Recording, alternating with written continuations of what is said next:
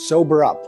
COVID-19 respects no national borders, no social bounds, no political systems, and no cultural values.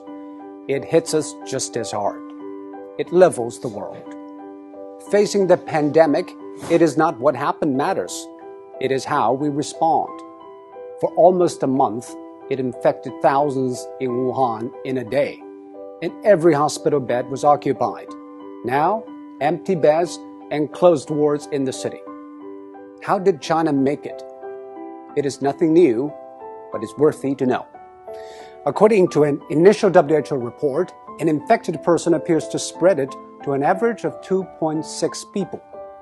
And after 10 generations of transmission, with each taking 5 or 6 days, that one initial case has spawned 3,500 in matters of days. And that is what the world is seeing.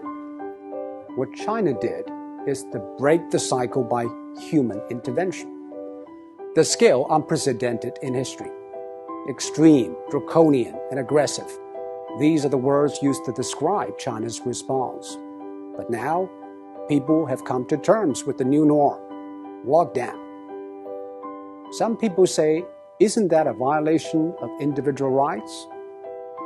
Actually, the balance between individual rights and public safety is always an ever-changing equation.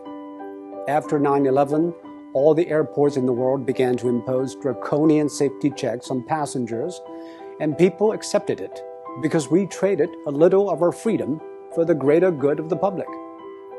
China imposed the largest and most draconian quarantine in history. Factories shut, public transport stopped, and people stayed indoors. By doing that, it flattened the curve. On one hand, China avoided many millions of cases and tens of thousands of deaths. On the other, it stretched out the time and made the hospitals restaffed and less strained. This is exactly what Europe and America should know. But public policy needs both ends to agree, the decision makers and the decision takers.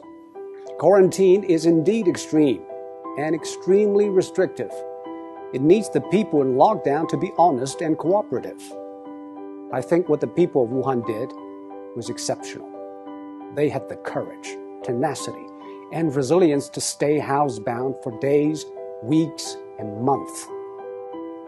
Most view the quarantine as a civic duty, and that is why it worked.